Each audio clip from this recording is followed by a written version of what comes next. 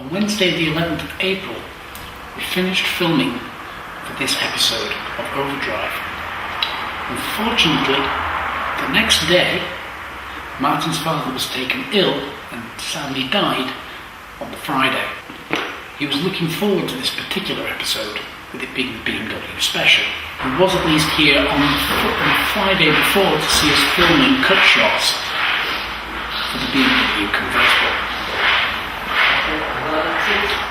It's a bit strange because it is almost like losing a member of the team.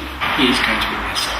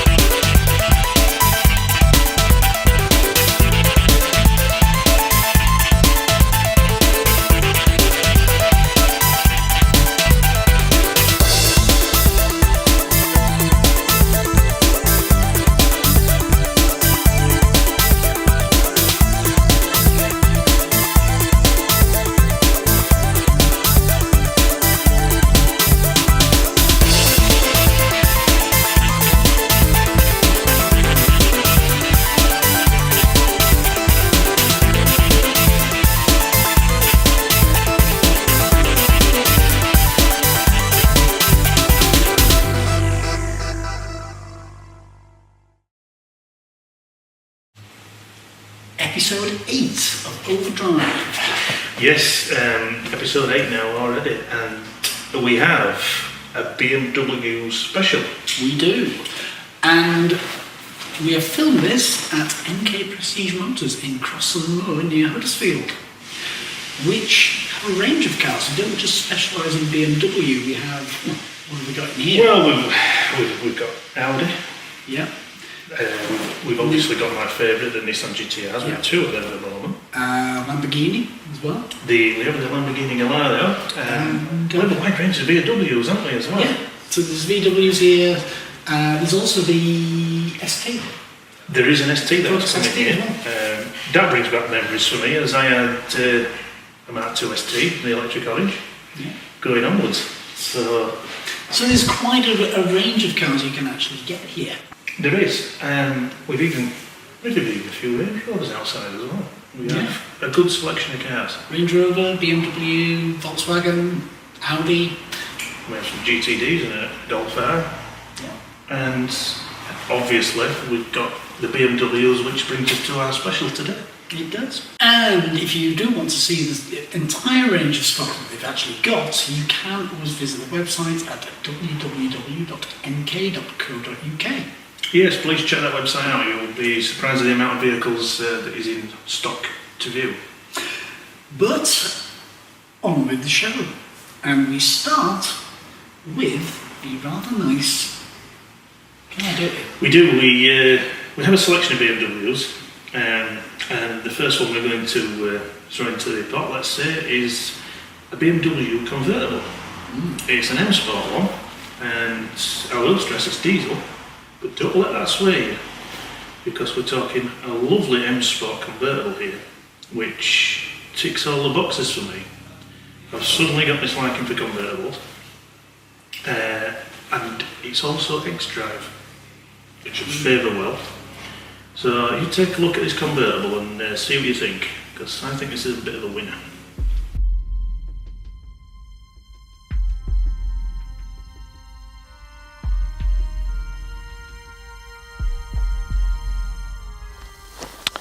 Right, so understandably the weather like this, the last thing you probably think about is driving around in a convertible. But let me put it this way to you. I think I'd still be driving this one. This is a BMW M convertible, but not just a normal convertible. It's got X-Drive, it's lavished with goodies by the M Sport division. It is a diesel, but don't think it's such a slouch just by being a diesel. because we have a car here which we know has got a top speed of 155 mile an hour, which we guess is limited, and the brake horsepower is 255, so it's still packing the punch.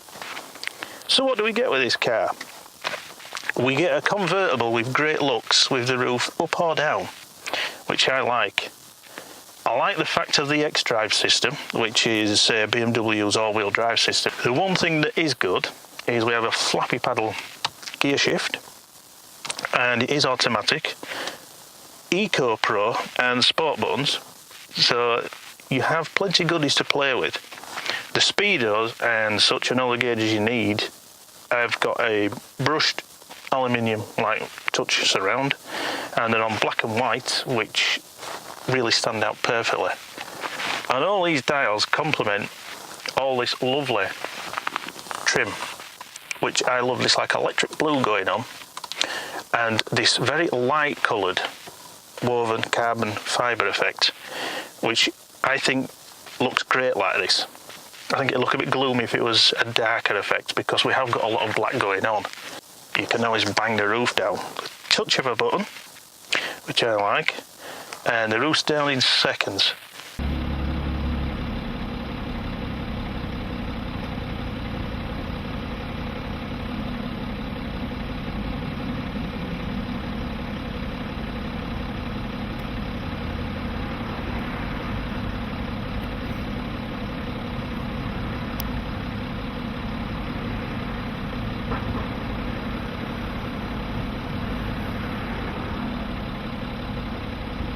Having, let's say, a lukewarm sort of M Sport touch to it. It's not the hardcore aggressive ones, but it's certainly not lacking in anything.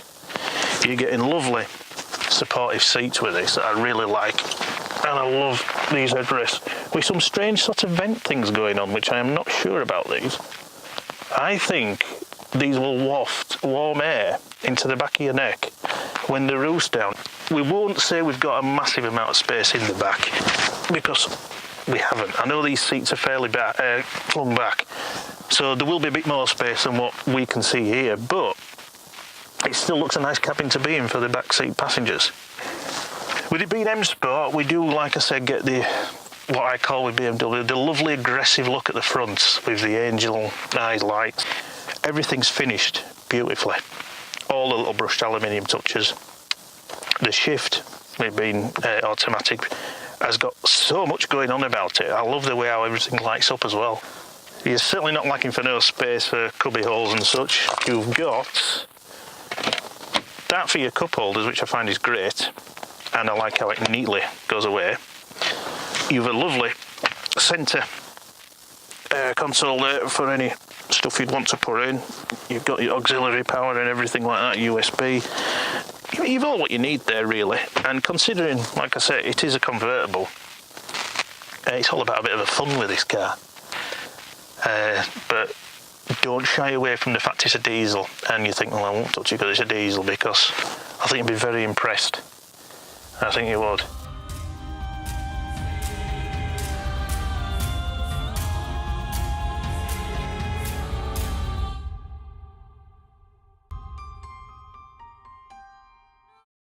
Right, so that was my first offering, the lovely M Sport convertible.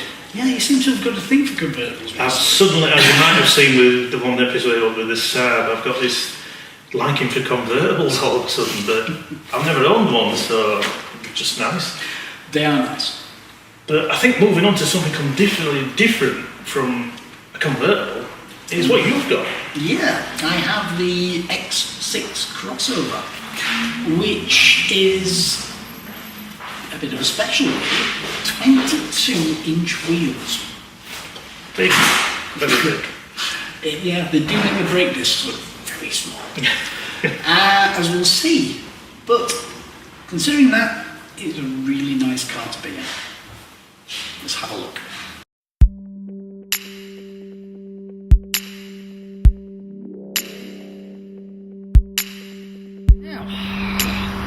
Here is the BMW X6. As you can see, quite a beast. Actually bigger than me. So, I'll go in and have a look.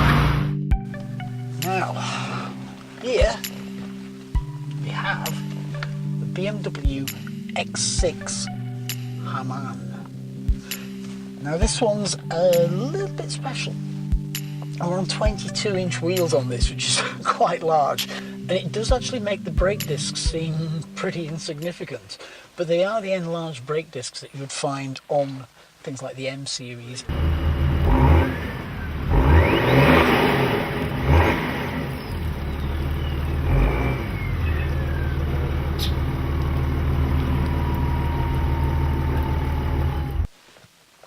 With this particular one, we have a 6-cylinder diesel engine with a combined miles per gallon of 34 miles per gallon. It's the older interior, so we don't have things like heads-up display or anything like that, and the screen is actually inbuilt into the main sort of dash area. It's not a separate standing up piece. But it's still quite familiar. You've still got a similar layout here on the central display. It's just not as sectioned off as it is in, say, the i8 and the current BMWs, but it is a very worthwhile and comfortable thing to actually be in. It is big. It's very big, and this being the Hamann edition as well. We've got the Hamann logo on the outside, and we also have it in the centre caps on the wheels and here on the central steering wheel as well. Top speed of 147 miles per hour in this, and it's a 282 brake horsepower engine.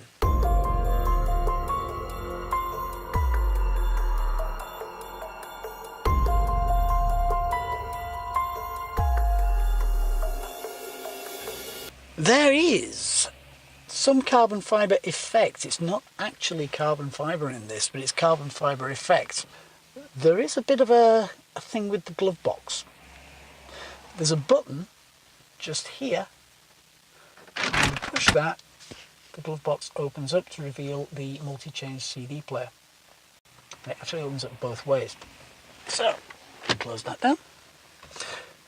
Now, similar to the newer BMWs, we do have this system where we've got the dial and the toggles, but it's not got as many buttons, and the display is a little bit different. The interface is a bit different. So if you're used to the newer BMWs, you might take a while to actually get used to this. But once you've got there, it's quite simple.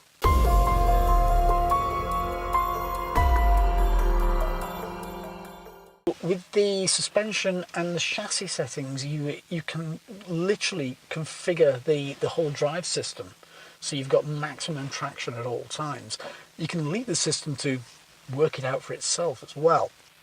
One thing to note, this is such a large vehicle, but it's only 4 seats, because the middle section at the back has effectively a little cubby hole, and it doesn't actually have a middle seat or middle seat belt. So despite the size of this, it's only a 4-seater. On some cars, when you've got the key fob and you open up the boot with the button, the boot will open automatically. It doesn't on this particular one. It doesn't on the 2009 model, and it doesn't open very far.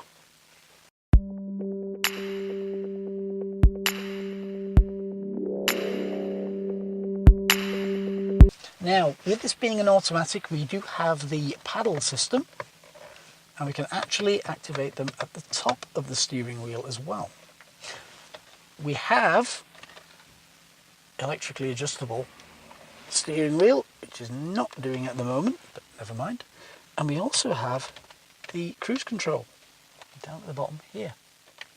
Behind these controls, and just next to the engine start-stop button, is a hole where you actually put the key fob. There is actually an advantage to this. The car will not start, and none of the electronics will work without the key in. Now this makes you less vulnerable to the current relay box crime, which is sweeping the country, where people are finding their cars being stolen without needing the keys. You can't do that at all.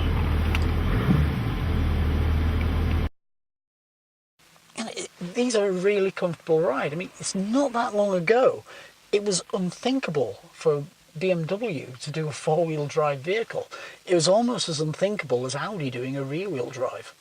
Yet, Audi now have the rear-wheel drive R8 RWS, and BMW have the X Series and the X Drive saloons as well. But it is a very worthwhile and comfortable thing to actually be in.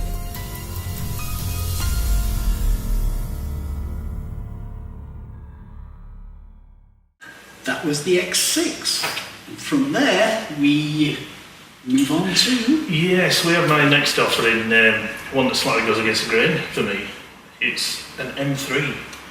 Now, bearing in mind, most M3s we know of are all 5-door, and I'm one that is usually like in the sort of coupe cars, you look 3-door things and things like that, and it does say, what are you on about? You don't like 5-door cars? Well, purely because I think sometimes they lose the styling when they add an extra door. But I think BMW hasn't lost the styling with this. I think they've got it bang on, just right. It does look nice, doesn't it? As a 5-door, I think this M3 works, as you'll see.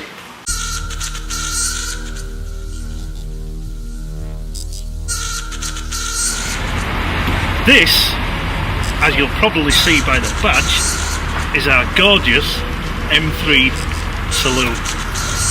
And what a car, what a colour. We've got 20-inch wheels, we've got a competition pack, we've got everything M Sport can throw at us on this car. And you'll find out even more M gadgets when we step inside.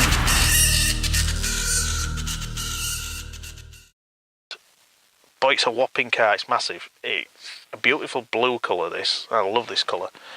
And it complements this interior perfectly. But what goes against the grain with me is, I normally like me M4s, let's say, your coupe sort, your 3-doors. And I always used to say, well, make it into a 5-door and you lose your looks on the outside and the styling. It hasn't happened with this one. With this one, the M3, BMW's got this bang on right. It still looks hard and aggressive on the outside. It's lost no touches in any way by being a 5-door. So it's so much more practical, let's say, but with exactly the same thrills.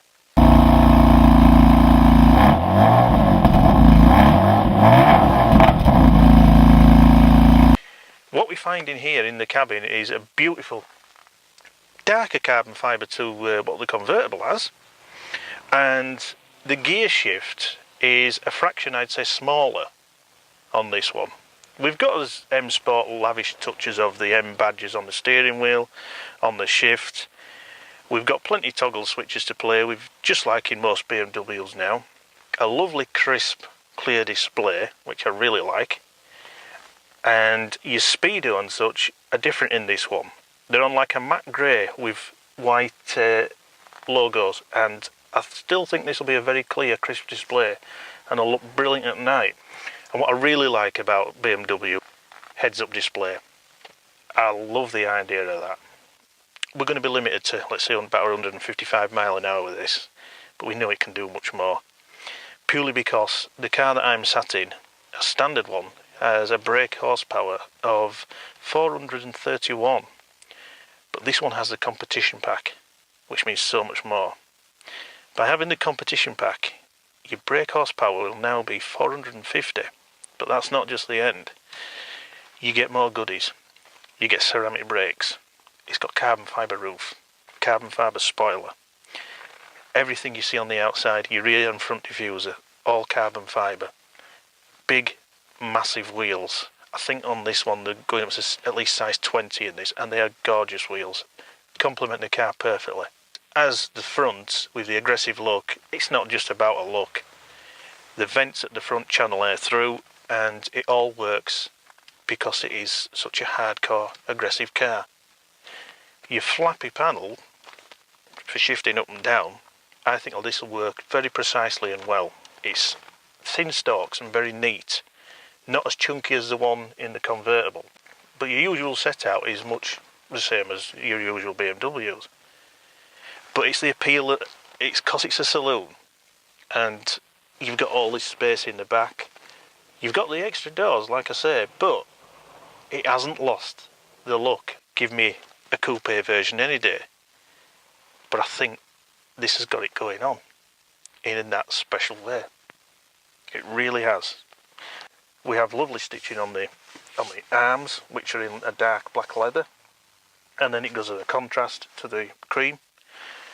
And we're just talking a monster of a car. It's a beautiful car. It's a very imposing car on the road. So it's my one for the day. I think I've sort of fallen in love with this car, and I couldn't get bored of a car like this at all. We've got tons of settings and toys to play with. Like I said, we've been an M Sport. We can change, obviously, probably your differential and everything with your suspension. Because like I say, you can bang it on a track. Obviously, traction control you can turn off, but you can in a lot of cars nowadays. You've got what I would find lots of settings for your shift. I think you can make it more harder and aggressive. Like I say, with the competition pack, there's so much more to this car that you'll be able to probably do. I could probably change something with the heads-up display. You've got your brightness and your rotation and lots of things like that. So that even just for the heads-up display, there's lots of toys. Not really sure where the settings will be for, let's say, changing specs on the car.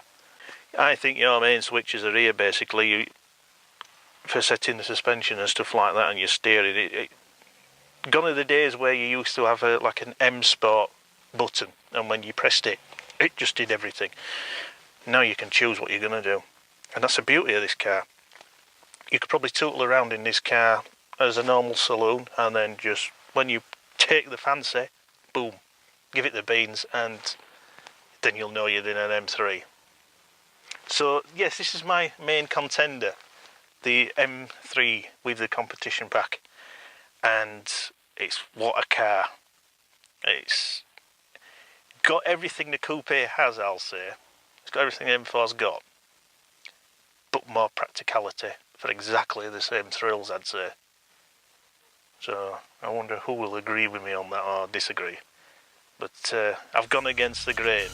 My normal three-door coupes have just gone out of the window at the moment after being presented with this car. So that's my M3 for today.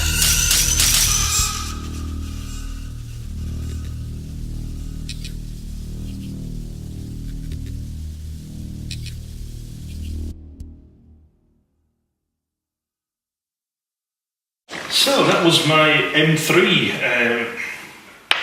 I still say it's a bit of a hardcore car. Some say a bit vulgar, but I'm not so sure. I don't think it's that over the top. It's not. Believe me, I think it could have been even more over the top. I think it's just right. We're not sure if it's, let's say, BMW claiming the ultimate driving machine, but we're not sure if it is or not. But it's a track car. You really do like it. I do like it. There's a lot to commend for that car. The fact that they're getting away with the fact it's a 5-door, but has not lost any styling of the one which you're going to go on tonight. Yeah, so I actually have an M4. And again, I usually like the 4-5-door style cars, but I really do like this M4, which is actually a 2-3-door coupe style.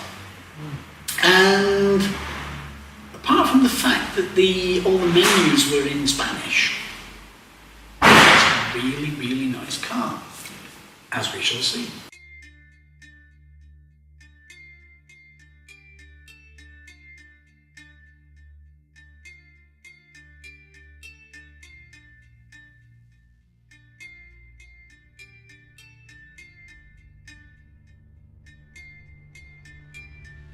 I have gone for this BMW M4, a 2-door coupe, and it's not usually my style. I usually like the 4-door, so it's easier to get in and out of, but this is superb. And with this one, we've got quite a few of the carbon fibre options as well. So the rear spoiler, the rear lip here is carbon fibre, the roof's carbon fibre, have the side skirts down at the bottom. You've got wonderfully clear displays. The dials are white on a sort of matte grey. And then you've got all the displays underneath. So you've got the M logo, you've got the how many miles you can go for the next fill up, you've got your actual digital speedo as well as your normal speedo as well. You've even got LED lights on the rev counter, and that is quite a nice little setup. You've got the adjustable buttons here for things like the traction control, suspension, steering, so you can tune those individually. So if I push the suspension button, we can put it into the different modes. We've also got gear change controls, we've got all the usual M features and functions. The thing I love about BMW these days is you've got this standardized interior. So you're at home, whichever one you go into. You've got the carbon fiber surround, you have the wonderful leather stitching, and you have so many other things as well that are typical BMW. The things I love, you can open the boot from the key fob, which many cars can do now, but it's just so nice to have be able to push the button and the whole thing lifts and you've got access there straight away. There's no faffing about lifting things up. We have 425 brake horsepower from the engine, a 3-litre petrol. This one does 0 to 60 in 4.1 seconds. We have all the wonderful M-Series refinements. You've got the fantastically aggressive front end. Sculpted wing mirrors, which channel the air perfectly. And, well, yes, it's all black in here. You've got the black roof lining, everything is black. However, it's not gloomy. Because you've got these brakes with the brushed aluminium here, you've got the carbon fibre, which is a sort of a lighter grey weave in with a darker grey. So it's not completely overwhelming with the darkness. And also, the grey on the displays actually sets it off quite nicely. You don't feel like you're in an enclosed cabin. There's plenty of leg room in the back. You even have a little cubby hole for the rear passengers. Of course, you do sacrifice a middle seat there, so you only have 4 people in this car rather than 5, which you'd normally expect in a car of this size. But to be fair, for the number of times you have people in the back, it's not necessarily a bad thing. The stereo is fantastic. It's brilliant quality. One thing I do like about BMW, when you're pulling the bonnet catch, rather than having to pull the catch, go outside, find the little thing under the bonnet and then lift it up, you pull the bonnet catch, or the bonnet lever, twice. So you pull the first time to undo the bonnet, the second time to undo the catch, so that you can then open the thing up, which I think is really, really good. Another thing that I like is the fact that their heads-up display doesn't seem too close to you. You can look at the heads-up display, but you're not actually losing focus with what's in front of you. It's just nicely positioned. It's almost as if it's deliberately placed partway in the road where your eyes should be. We have quite a few little optional extras as well. We have the xenon headlights with the M Performance Pro pack on this one. Sat nav is in as standard. The display is nice, clear and precise, plus, as we mentioned as well, the heads-up display. The heads-up display is also configurable as well, so you can add information on like speed limits and things like that. Overall, it's a brilliant car. There's very little I can actually say I could even point out as wrong. Yes, I prefer 4 doors, especially getting the kids in and out of, but even in this, it's not a problem. The actual seats, when you put them down, do fold quite far down, so you've got brilliant access to the back, and there's plenty of leg room as well. So, yeah, I quite enjoy this car. I would actually argue, in a few ways, a don't tell Martin, better than the M3. There's also a black M4 that's here as well, and that's just as good in every other way. It doesn't have the contrast, obviously, with the black and white that this has, but it does have a pretty menacing look. So even if you're not keen on the black and white and wanted something that was black and menacing, you can get it, and you can even get it from these guys as well, here at Enkae in Cross-and-Moor. Steering control's quite precise. So we've got things like the cruise control. We have a little bit as well on phone activation and volume control. This is a 4-year-old car, and considering it is 4-year-old, it literally feels like it's, well, literally looks and feels like it's about 4 days old. It's worn well. We've got just short of 60,000 miles on the clock, and it doesn't feel to have worn at all. Everything feels as it should do for such a car. There's no markings on the leather. It's worn well. A nice sculpted dash, familiar BMW display where you'd expect it to be. An absolutely glorious car. I really cannot fault it in any way at all. That was the M4. As you can see, it was a really nice car, and it's a little bit different from me, because like you were saying you prefer the 2/3 door. I do, yes. And you're liking the M3 saloon, which is the 4-door. It goes against everything. And I like the 4 doors, and I'm really going for the M4 2-door. And we've certainly got a cross here, haven't we? Yeah. Because like you say, mine's normally the coupes and 3-door things, and I don't normally go for saloons as a whole, because I think it takes a lot of style when you add an extra door. yeah, But I think BMW would pull this off perfect without any interruption to the style of that car. I really do. I mean, I like the M3.